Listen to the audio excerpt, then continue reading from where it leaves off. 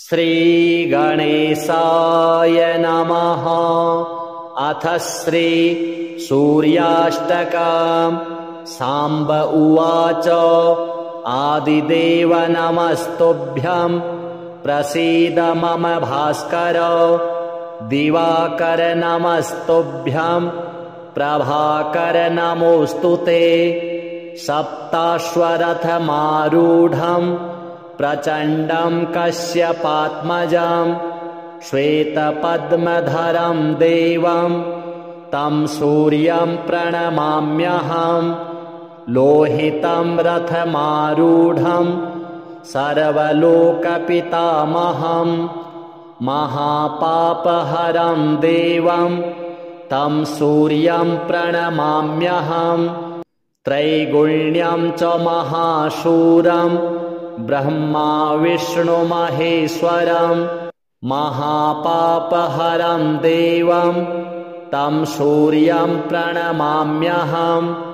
बृंहितं तेजः पुञ्जं च वायुमाकाशमेव च प्रभुं च सर्वलोकानां तं सूर्यं प्रणमाम्यहम्। बन्धूकपुष्पसङ्काशं हारकुण्डलभूषितम् एकचक्रधरं देवं तं सूर्यं प्रणमाम्यहम्। तं सूर्यं जगत्कर्तारं महातेजः प्रदीपनं महापापहरं देवं तं सूर्यं प्रणमाम्यहम्। तं सूर्यं जगतां नाथं ज्ञानविज्ञानमोक्षदं महापापहरं देवं तं सूर्यं प्रणमाम्यहम्। सूर्याष्टकं पठेन्नित्यं ग्रहपीडाप्रणाशनम्। अपुत्रो लभते पुत्रं दरिद्रो धनवान् भवेत्। आमिषं मधुपानं च यः करोति रविर्दिने 7 जन्म भवेद् रोगी प्रतिजन्म दरिद्रता। स्त्रीतैलमधुमांसानि यस्त्यजेत्तु रविर्दिने न व्याधिः शोकदारिद्र्यं सूर्यलोकं स गच्छति। श्रीसूर्यदेवार्पणमस्तु। आदिदेव नमस्तुभ्यं प्रसीद मम भास्कर। दिवाकर नमस्तुभ्यं प्रभाकर नमोऽस्तुते। सप्ताश्वरथमारूढं प्रचण्डं कश्यपात्मजं श्वेतपद्मधरं देवं तं सूर्यं प्रणमाम्यहम्। लोहितं रथमारूढं सर्वलोकपितामहं महापापहरं देवं तं सूर्यं प्रणमाम्यहम्। त्रैगुण्यं च महाशूरं ब्रह्मा विष्णुमहेश्वरं महापापहरं देवं तं सूर्यं प्रणमाम्यहम्। बृंहितं तेजः पुञ्जं च वायुमाकाशमेव च प्रभुं च सर्वलोकानां तं सूर्यं प्रणमाम्यहम्। बन्धूकपुष्पसङ्काशं हारकुण्डलभूषितम् एकचक्रधरं देवं तं सूर्यं प्रणमाम्यहम्। तं सूर्यं जगत्कर्तारं महातेजः प्रदीपनं महापापहरं देवं तं सूर्यं प्रणमाम्यहम्। तं सूर्यं जगतां नाथं ज्ञानविज्ञानमोक्षदं महापापहरं देवं तं सूर्यं प्रणमाम्यहम्। सूर्याष्टकं पठेन्नित्यं ग्रहपीडाप्रणाशनम्। अपुत्रो लभते पुत्रं दरिद्रो धनवान् भवेत् आमिषं मधुपानं च यः करोति रविर्दिने सप्तजन्म भवेद् रोगी प्रतिजन्म दरिद्रता स्त्रीतैलमधुमांसानि यस्त्यजेत्तु रविर्दिने न व्याधिः शोकदारिद्र्यं सूर्यलोकं स गच्छति श्रीसूर्यदेवार्पणमस्तु। आदिदेव नमस्तुभ्यं प्रसीद मम भास्कर दिवाकर नमस्तुभ्यं प्रभाकर नमोऽस्तु ते। सप्ताश्वरथमारूढं प्रचण्डं कश्यपात्मजं श्वेतपद्मधरं देवं तं सूर्यं प्रणमाम्यहं। लोहितं रथमारूढं सर्वलोकपितामहं महापापहरं देवं तं सूर्यं प्रणमाम्यहं। त्रैगुण्यं च महाशूरं ब्रह्मा विष्णुमहेश्वरं महापापहरं देवं तं सूर्यं प्रणमाम्यहं। बृंहितं तेजः पुञ्जं च वायुमाकाशमेव च प्रभुं च सर्वलोकानां तं सूर्यं प्रणमाम्यहं। बन्धूकपुष्पसङ्काशं हारकुण्डलभूषितम् एकचक्रधरं देवं तं सूर्यं प्रणमाम्यहं।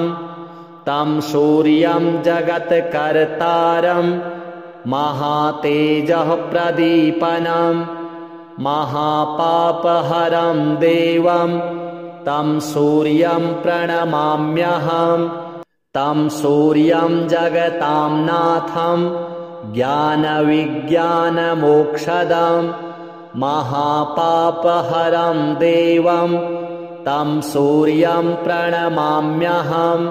सूर्याष्टकं पठेन्नित्यं ग्रहपीडाप्रणाशनम् अपुत्रो लभते पुत्रं दरिद्रो धनवान् भवेत् आमिषं मधुपानं च यः करोति रविर्दिने सप्तजन्म भवेद् रोगी प्रतिजन्म दरिद्रता स्त्रीतैलमधुमांसानि यस्त्यजेत्तु रविर्दिने न व्याधिः शोकदारिद्र्यं सूर्यलोकं स गच्छति श्रीसूर्यदेवार्पणमस्तु।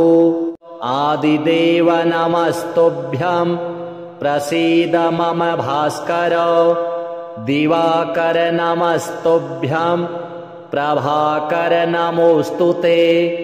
सप्ताश्वरथमारूढं प्रचण्डं कश्यपात्मजं श्वेतपद्मधरं देवं तं सूर्यं प्रणमाम्यहं। लोहितं रथमारूढं सर्वलोकपितामहं महापापहरं देवं तं सूर्यं प्रणमाम्यहं।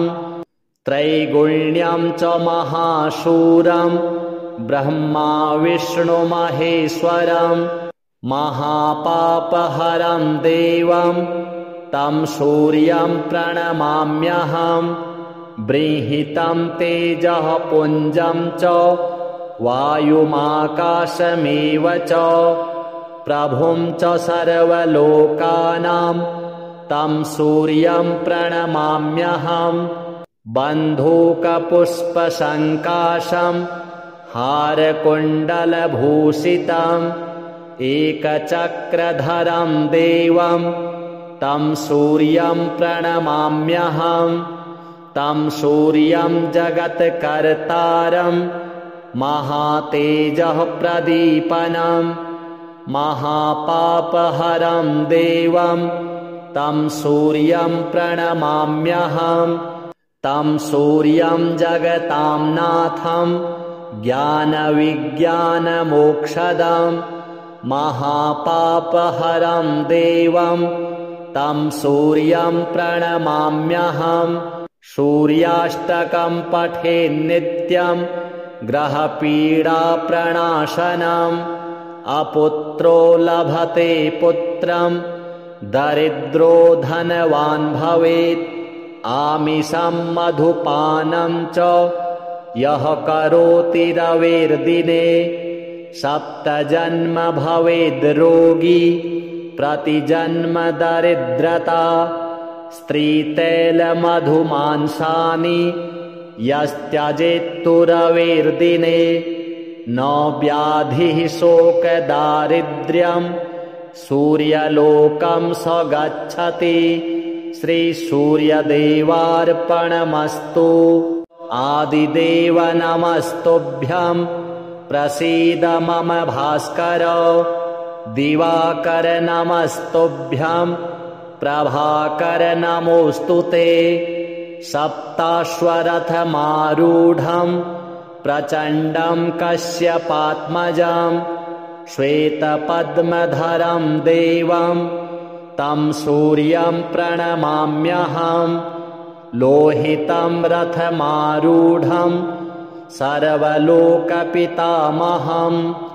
महापापहरं देवं तं सूर्यं प्रणमाम्यहम् त्रैगुण्यं च महाशूरं ब्रह्मा विष्णुमहेश्वरं महापापहरं देवं तं सूर्यं प्रणमाम्यहम् बृंहितं तेजः पुञ्जं च वायुमाकाशमेव च प्रभुं च सर्वलोकानां तं सूर्यं प्रणमाम्यहम् बन्धूकपुष्पसङ्काशं हारकुण्डलभूषितम् एकचक्रधरं देवं तं सूर्यं प्रणमाम्यहम् तं सूर्यं जगत्कर्तारं महातेजः प्रदीपनं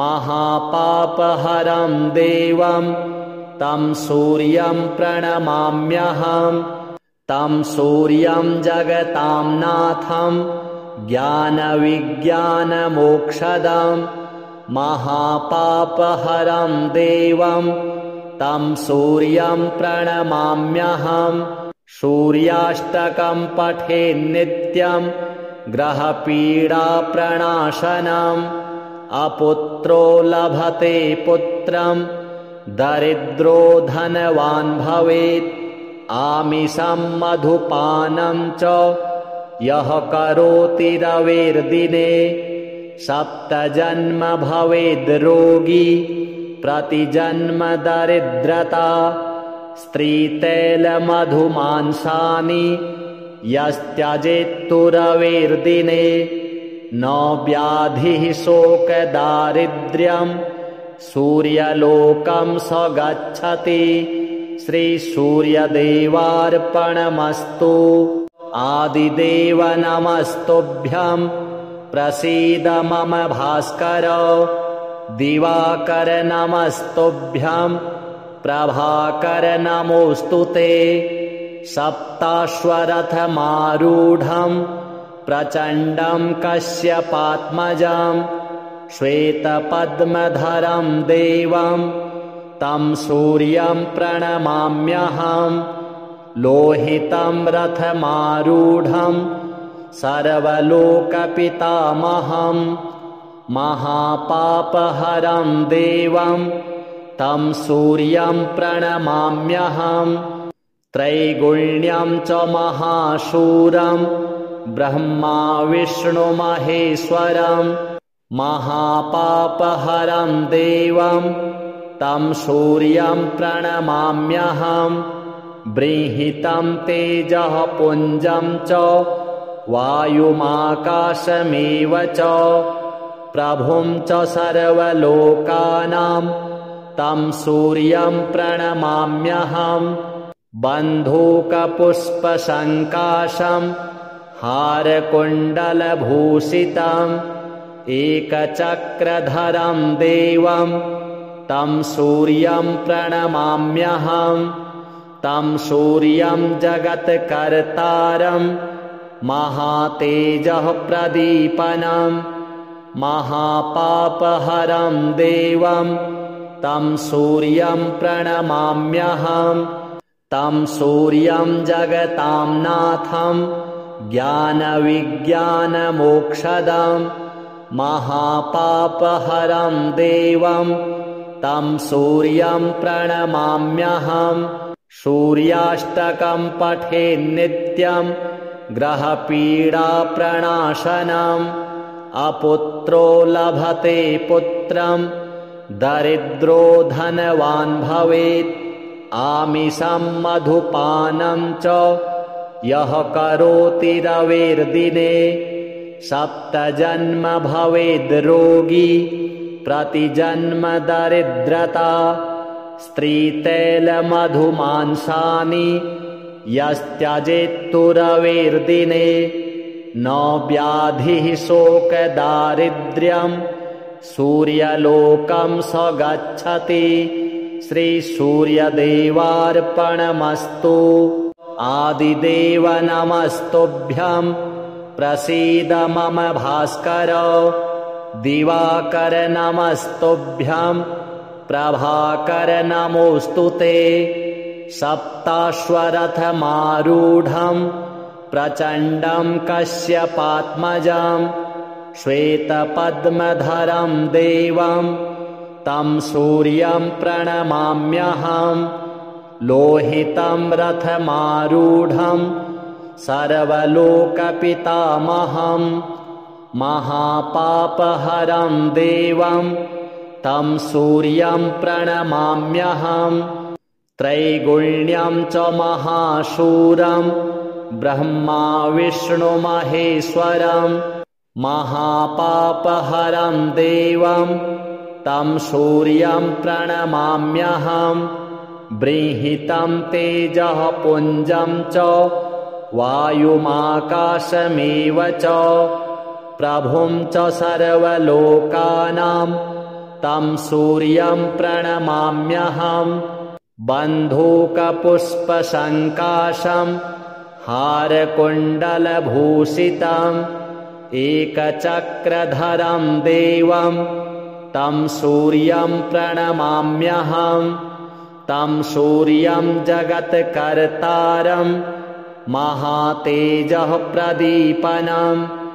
महापापहरं देवं तं सूर्यं प्रणमाम्यहम् तं सूर्यं जगतां नाथं ज्ञानविज्ञानमोक्षदं महापापहरं देवं तं सूर्यं प्रणमाम्यहम् सूर्याष्टकं पठेन्नित्यं ग्रहपीडाप्रणाशनम् अपुत्रो लभते पुत्रं दरिद्रो धनवान् भवेत् आमिषं मधुपानं च यः करोति रविर्दिने सप्तजन्म भवेद् रोगी प्रतिजन्म दरिद्रता स्त्रीतैलमधुमांसानि यस्त्यजेत्तु रविर्दिने न व्याधिः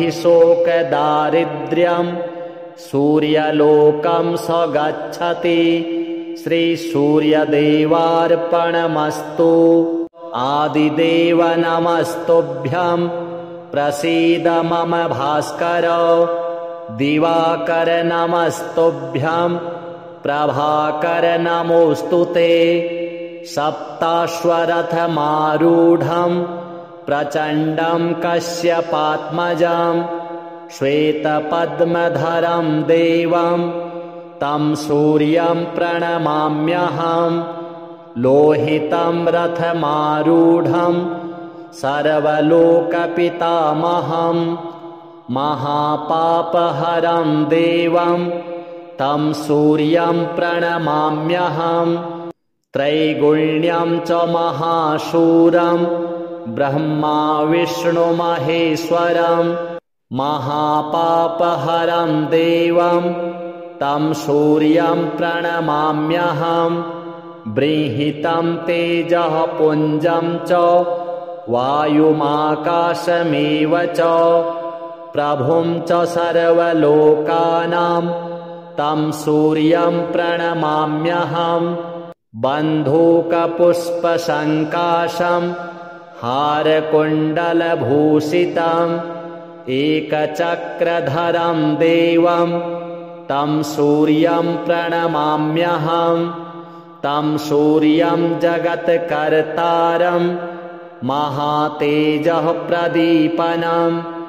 महापापहरं देवं तं सूर्यं प्रणमाम्यहं तं सूर्यं जगतां नाथं ज्ञानविज्ञानमोक्षदं महापापहरं देवं तं सूर्यं प्रणमाम्यहं सूर्याष्टकं पठेन्नित्यं ग्रहपीडाप्रणाशनम् अपुत्रो लभते पुत्रं दरिद्रो धनवान् भवेत् आमिषं मधुपानं च यः करोति रविर्दिने सप्तजन्म भवेद् रोगी प्रतिजन्म दरिद्रता स्त्रीतैलमधुमांसानि यस्त्यजेत्तु रविर्दिने न व्याधिः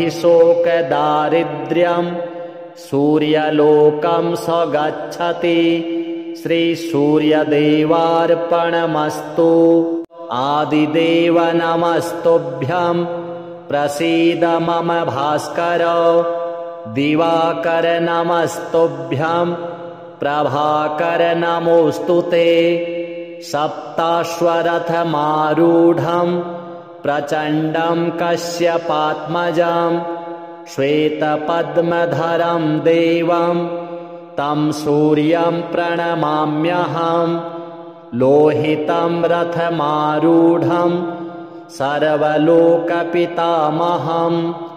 महापापहरं देवं तं सूर्यं प्रणमाम्यहं त्रैगुण्यं च महाशूरं ब्रह्मा विष्णुमहेश्वरं महापापहरं देवं तं सूर्यं प्रणमाम्यहं बृंहितं तेजः पुञ्जं च वायुमाकाशमेव च प्रभुं च सर्वलोकानां तं सूर्यं प्रणमाम्यहं बन्धूकपुष्पसङ्काशं हारकुण्डलभूषितम्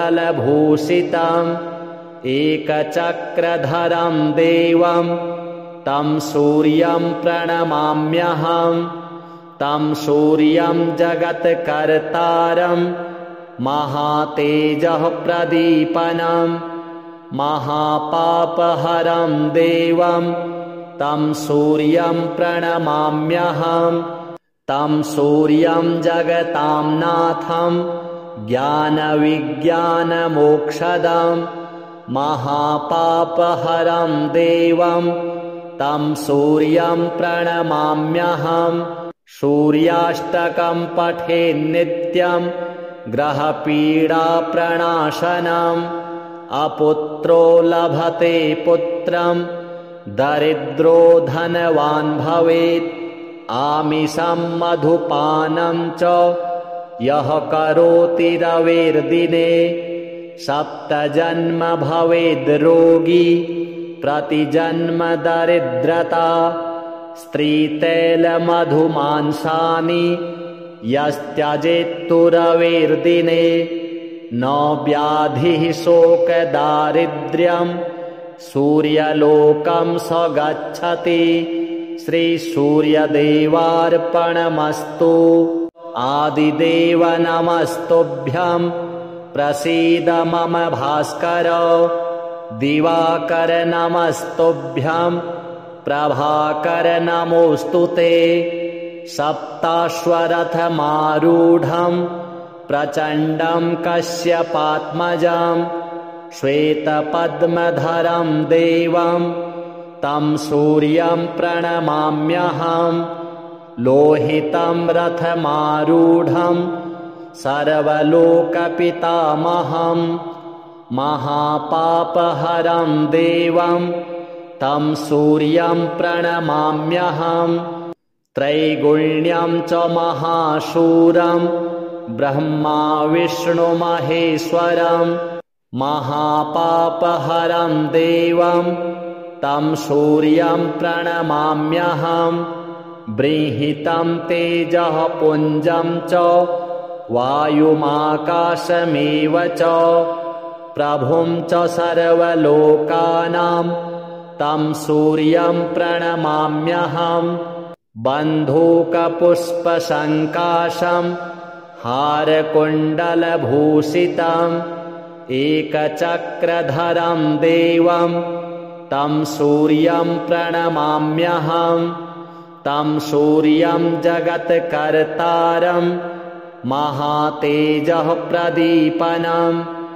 महापापहरं देवं तं सूर्यं प्रणमाम्यहं तं सूर्यं जगतां नाथं ज्ञानविज्ञानमोक्षदं महापापहरं देवं तं सूर्यं प्रणमाम्यहं सूर्याष्टकं पठेन्नित्यं ग्रहपीडाप्रणाशनम् अपुत्रो लभते पुत्रं दरिद्रो धनवान् भवेत् आमिषं मधुपानं च यः करोति रविर्दिने सप्तजन्म भवेद् रोगी प्रतिजन्म दरिद्रता स्त्रीतैलमधुमांसानि यस्त्यजेत्तु रविर्दिने न व्याधिः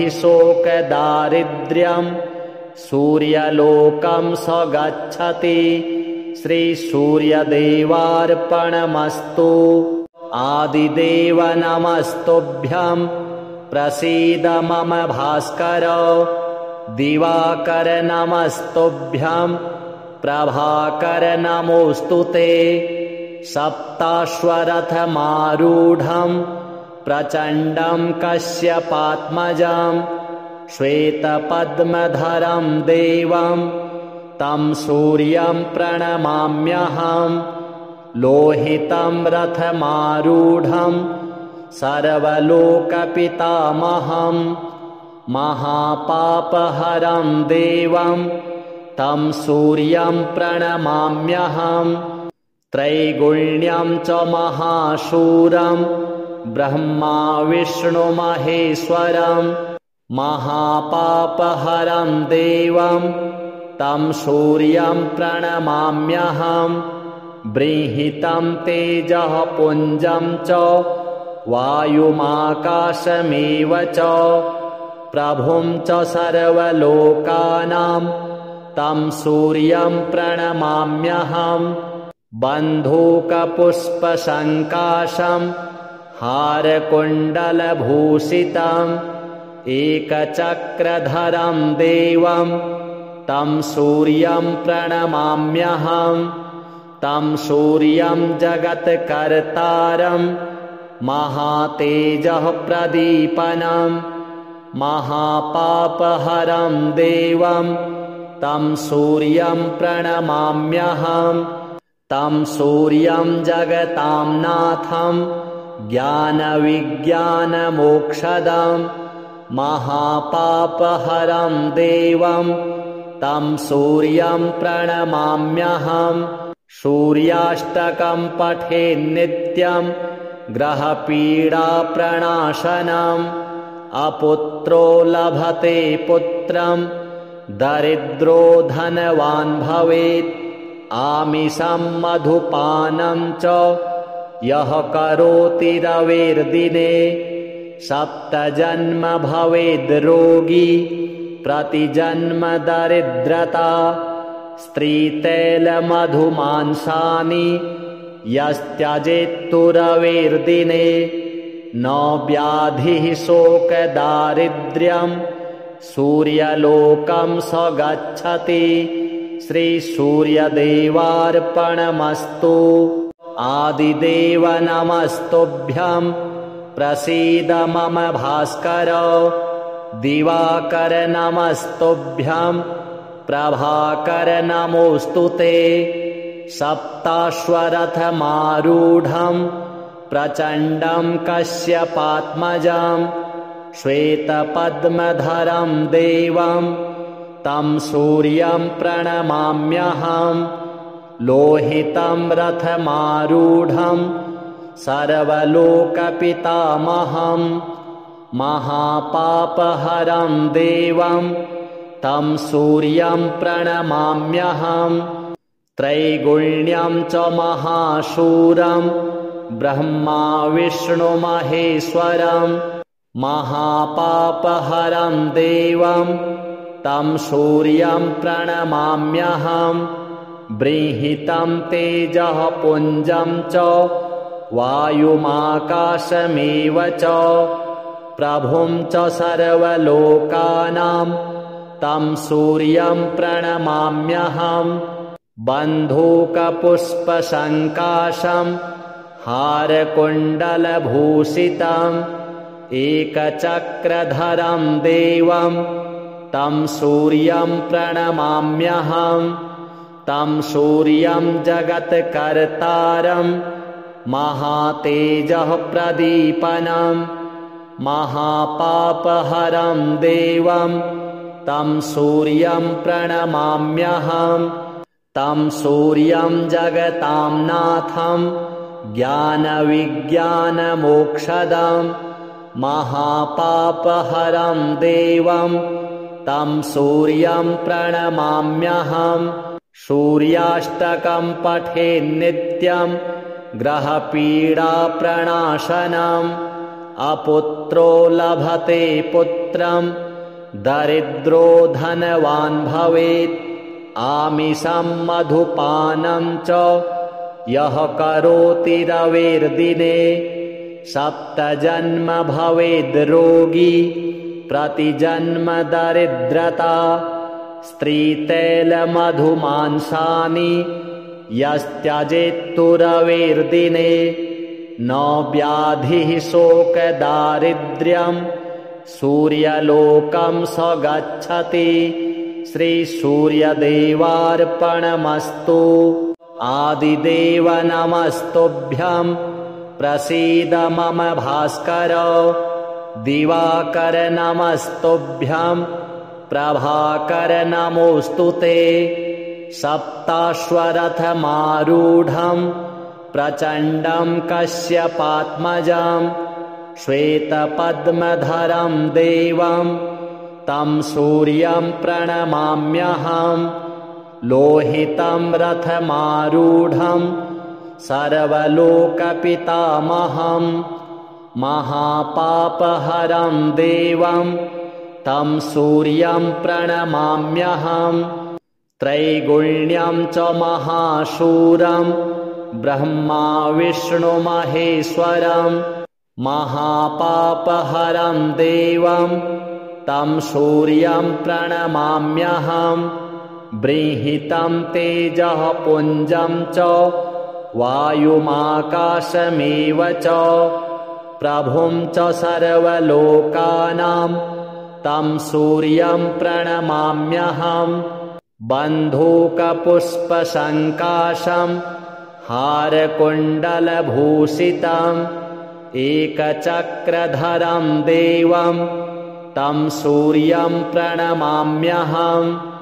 तं सूर्यं जगत्कर्तारं महातेजः प्रदीपनं महापापहरं देवं तं सूर्यं प्रणमाम्यहम्। तं सूर्यं जगतां नाथं ज्ञानविज्ञानमोक्षदं महापापहरं देवं तं सूर्यं प्रणमाम्यहम्। सूर्याष्टकं पठेन्नित्यं ग्रहपीडाप्रणाशनम् अपुत्रो लभते पुत्रं दरिद्रो धनवान् भवेत् आमिषं मधुपानं च यः करोति रविर्दिने सप्तजन्म भवेद् रोगी प्रतिजन्म दरिद्रता स्त्रीतैलमधुमांसानि यस्त्यजेत्तु रविर्दिने न व्याधिः शोकदारिद्र्यं सूर्यलोकं स गच्छति श्रीसूर्यदेवार्पणमस्तु। आदिदेव नमस्तुभ्यं प्रसीद मम भास्कर दिवाकर नमस्तुभ्यं प्रभाकर नमोऽस्तु ते। सप्ताश्वरथमारूढं प्रचण्डं कश्यपात्मजं श्वेतपद्मधरं देवं तं सूर्यं प्रणमाम्यहम्। लोहितं रथमारूढं सर्वलोकपितामहं महापापहरं देवं तं सूर्यं प्रणमाम्यहम्। त्रैगुण्यं च महाशूरं ब्रह्मा विष्णुमहेश्वरं महापापहरं देवं तं सूर्यं प्रणमाम्यहम्। बृंहितं तेजः पुञ्जं च वायुमाकाशमेव च प्रभुं च सर्वलोकानां तं सूर्यं प्रणमाम्यहम्। बन्धूकपुष्पसङ्काशं हारकुण्डलभूषितम् एकचक्रधरं देवं तं सूर्यं प्रणमाम्यहम्। तं सूर्यं जगत्कर्तारं महातेजः प्रदीपनं महापापहरं देवं तं सूर्यं प्रणमाम्यहम्। तं सूर्यं जगतां नाथं ज्ञानविज्ञानमोक्षदं महापापहरं देवं तं सूर्यं प्रणमाम्यहम्। सूर्याष्टकं पठेन्नित्यं ग्रहपीडाप्रणाशनम् अपुत्रो लभते पुत्रं दरिद्रो धनवान् भवेत् आमिषं मधुपानं च यः करोति रविर्दिने सप्तजन्म भवेद् रोगी प्रतिजन्म दरिद्रता स्त्रीतैलमधुमांसानि यस्त्यजेत्तु रविर्दिने न व्याधिः शोकदारिद्र्यं सूर्यलोकं स गच्छति श्रीसूर्यदेवार्पणमस्तु। आदिदेव नमस्तुभ्यं प्रसीद मम भास्कर दिवाकर नमस्तुभ्यं प्रभाकर नमोऽस्तु ते। सप्ताश्वरथमारूढं प्रचण्डं कश्यपात्मजं श्वेतपद्मधरं देवं तं सूर्यं प्रणमाम्यहम्। लोहितं रथमारूढं सर्वलोकपितामहं महापापहरं देवं तं सूर्यं प्रणमाम्यहम्। त्रैगुण्यं च महाशूरं ब्रह्मा विष्णुमहेश्वरं महापापहरं देवं तं सूर्यं प्रणमाम्यहम्। बृंहितं तेजः पुञ्जं च वायुमाकाशमेव च प्रभुं च सर्वलोकानां तं सूर्यं प्रणमाम्यहम्। बन्धूकपुष्पसङ्काशं हारकुण्डलभूषितम् एकचक्रधरं देवं तं सूर्यं प्रणमाम्यहम्। तं सूर्यं जगत्कर्तारं महातेजः प्रदीपनं महापापहरं देवं तं सूर्यं प्रणमाम्यहम् तं सूर्यं जगतां नाथं ज्ञानविज्ञानमोक्षदं महापापहरं देवं तं सूर्यं प्रणमाम्यहम् सूर्याष्टकं पठेन्नित्यं ग्रहपीडाप्रणाशनम् अपुत्रो लभते पुत्रं दरिद्रो धनवान् भवेत् आमिषं मधुपानं च यः करोति रविर्दिने सप्तजन्म भवेद् रोगी प्रतिजन्म दरिद्रता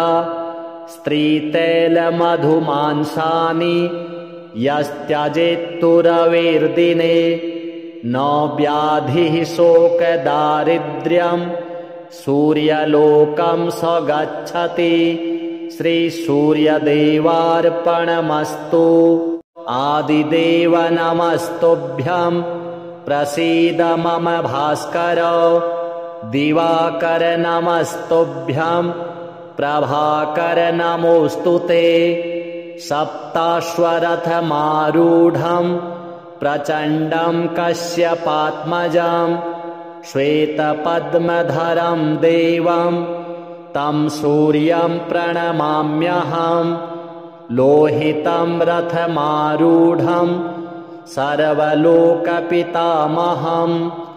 महापापहरं देवं तं सूर्यं प्रणमाम्यहम् त्रैगुण्यं च महाशूरं ब्रह्मा विष्णुमहेश्वरं महापापहरं देवं तं सूर्यं प्रणमाम्यहम् बृंहितं तेजः पुञ्जं च वायुमाकाशमेव च प्रभुं च सर्वलोकानां तं सूर्यं प्रणमाम्यहम् बन्धूकपुष्पसङ्काशं हारकुण्डलभूषितम्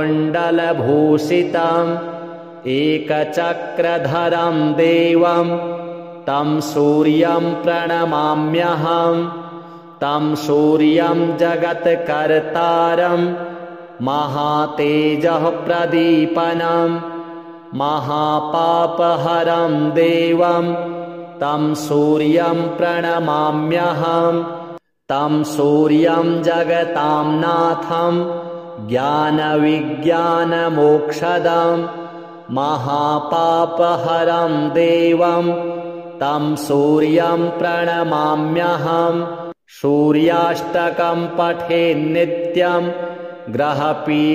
ग्रहपीडाप्रणाशनम् अपुत्रो लभते पुत्रं दरिद्रो धनवान् भवेत् आमिषं मधुपानं च यः करोति रविर्दिने सप्तजन्म भवेद् रोगी प्रतिजन्म दरिद्रता स्त्रीतैलमधुमांसानि यस्त्यजेत्तु रविर्दिने न व्याधिः शोकदारिद्र्यं सूर्यलोकं स गच्छति श्रीसूर्यदेवार्पणमस्तु आदिदेव नमस्तुभ्यं प्रसीद मम भास्कर दिवाकर नमस्तुभ्यं प्रभाकर नमोऽस्तु ते सप्ताश्वरथमारूढं प्रचण्डं कश्यपात्मजं श्वेतपद्मधरं देवं तं सूर्यं प्रणमाम्यहम् लोहितं रथमारूढं सर्वलोकपितामहं महापापहरं देवं तं सूर्यं प्रणमाम्यहम् त्रैगुण्यं च महाशूरं ब्रह्मा विष्णुमहेश्वरं महापापहरं देवं तं सूर्यं प्रणमाम्यहम् बृंहितं तेजः पुञ्जं च वायुमाकाशमेव च प्रभुं च सर्वलोकानां तं सूर्यं प्रणमाम्यहम् बन्धूकपुष्पसङ्काशं हारकुण्डलभूषितम् एकचक्रधरं देवं तं सूर्यं प्रणमाम्यहम् तं सूर्यं जगत्कर्तारं महातेजः प्रदीपनं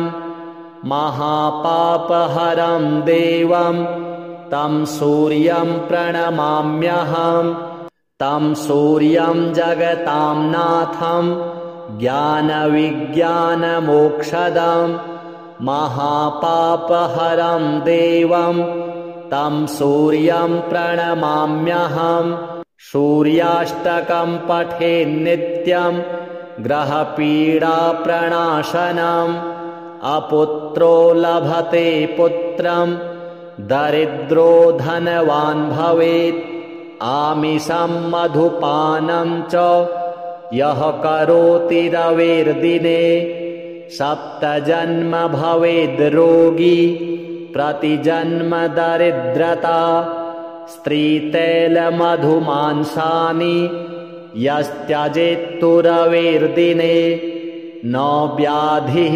शोकदारिद्र्यं सूर्यलोकं स गच्छति श्रीसूर्यदेवार्पणमस्तु आदिदेव नमस्तुभ्यं प्रसीद मम भास्कर दिवाकर नमस्तुभ्यं प्रभाकर नमोऽस्तुते सप्ताश्वरथमारूढं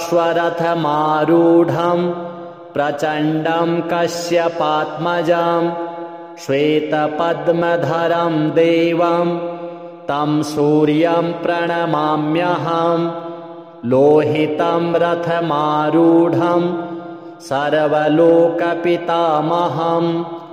महापापहरं देवं तं सूर्यं प्रणमाम्यहम् त्रैगुण्यं च महाशूरं ब्रह्मा विष्णुमहेश्वरं महापापहरं देवं तं सूर्यं प्रणमाम्यहम् बृंहितं तेजः पुञ्जं च वायुमाकाशमेव च प्रभुं च सर्वलोकानां तं सूर्यं प्रणमाम्यहम् बन्धूकपुष्पसङ्काशं हारकुण्डलभूषितम् एकचक्रधरं देवं तं सूर्यं प्रणमाम्यहम् तं सूर्यं जगत्कर्तारं महातेजः प्रदीपनं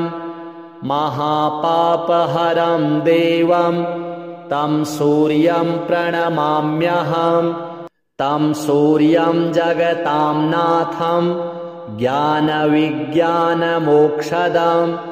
महापापहरं देवं तं सूर्यं प्रणमाम्यहम् सूर्याष्टकं पठेन्नित्यं ग्रहपीडाप्रणाशनम् अपुत्रो लभते पुत्रं दरिद्रो धनवान् भवेत् आमिषं मधुपानं च यः करोति रविर्दिने 7 जन्म भवेद् रोगी प्रतिजन्म दरिद्रता स्त्रीतैलमधुमांसानि यस्त्यजेत्तु रविर्दिने न व्याधिः शोकदारिद्र्यं सूर्यलोकं स गच्छति श्रीसूर्यदेवार्पणमस्तु आदिदेव नमस्तुभ्यं प्रसीद मम भास्कर दिवाकर नमस्तुभ्यं प्रभाकर नमोऽस्तुते सप्ताश्वरथमारूढं प्रचण्डं कश्यपात्मजं श्वेतपद्मधरं देवं तं सूर्यं प्रणमाम्यहम् लोहितं रथमारूढं सर्वलोकपितामहं महापापहरं देवं तं सूर्यं प्रणमाम्यहम् त्रैगुण्यं च महाशूरं ब्रह्मा विष्णुमहेश्वरं महापापहरं देवं तं सूर्यं प्रणमाम्यहं बृंहितं तेजः पुञ्जं च वायुमाकाशमेव च प्रभुं च सर्वलोकानां तं सूर्यं प्रणमाम्यहं बन्धूकपुष्पसङ्काशं हारकुण्डलभूषितम् एकचक्रधरं देवं तं सूर्यं प्रणमाम्यहं तं सूर्यं जगत्कर्तारं महातेजः प्रदीपनं महापापहरं देवं तं सूर्यं प्रणमाम्यहं तं सूर्यं जगतां नाथं ज्ञानविज्ञानमोक्षदं महापापहरं देवं तं सूर्यं प्रणमाम्यहं सूर्याष्टकं पठेन्नित्यं ग्रहपीडाप्रणाशनम् अपुत्रो लभते पुत्रं दरिद्रो धनवान् भवेत् आमिषं मधुपानं च यः करोति रविर्दिने सप्तजन्म भवेद् रोगी प्रतिजन्म दरिद्रता स्त्रीतैलमधुमांसानि यस्त्यजेत्तु रविर्दिने न व्याधिः शोकदारिद्र्यं सूर्यलोकं स गच्छति श्रीसूर्यदेवार्पणमस्तु आदिदेव नमस्तुभ्यं प्रसीद मम भास्कर दिवाकर नमस्तुभ्यं प्रभाकर नमोऽस्तु ते सप्ताश्वरथमारूढं प्रचण्डं कश्यपात्मजं श्वेतपद्मधरं देवं तं सूर्यं प्रणमाम्यहं लोहितं रथमारूढं सर्वलोकपितामहं महापापहरं देवं तं सूर्यं प्रणमाम्यहं त्रैगुण्यं च महाशूरं ब्रह्मा विष्णुमहेश्वरं महापापहरं देवं तं सूर्यं प्रणमाम्यहं बृंहितं तेजः पुञ्जं च वायुमाकाशमेव च प्रभुं च सर्वलोकानां तं सूर्यं प्रणमाम्यहं बन्धूकपुष्पसङ्काशं हारकुण्डलभूषितम् एकचक्रधरं देवं तं सूर्यं प्रणमाम्यहं तं सूर्यं जगत्कर्तारं महातेजः प्रदीपनं महापापहरं देवं तं सूर्यं प्रणमाम्यहं तं सूर्यं जगतां नाथं ज्ञानविज्ञानमोक्षदं महापापहरं देवं तं सूर्यं प्रणमाम्यहं सूर्याष्टकं पठेन्नित्यं ग्रहपीडाप्रणाशनम् अपुत्रो लभते पुत्रं दरिद्रो धनवान् भवेत् आमिषं मधुपानं च यः करोति रविर्दिने सप्तजन्म भवेद् रोगी प्रतिजन्म दरिद्रता स्त्रीतैलमधुमांसानि यस्त्यजेत्तु रविर्दिने न व्याधिः शोकदारिद्र्यं सूर्यलोकं स गच्छति श्रीसूर्यदेवार्पणमस्तु आदिदेव नमस्तुभ्यं प्रसीद मम भास्कर दिवाकर नमस्तुभ्यं प्रभाकर नमोऽस्तु ते सप्ताश्वरथमारूढम् प्रचण्डं कश्यपात्मजम् श्वेतपद्मधरं देवं तं सूर्यं प्रणमाम्यहम् लोहितं रथमारूढं सर्वलोकपितामहम् महापापहरं देवं तं सूर्यं प्रणमाम्यहम् त्रैगुण्यं च महाशूरं ब्रह्मा विष्णुमहेश्वरं महापापहरं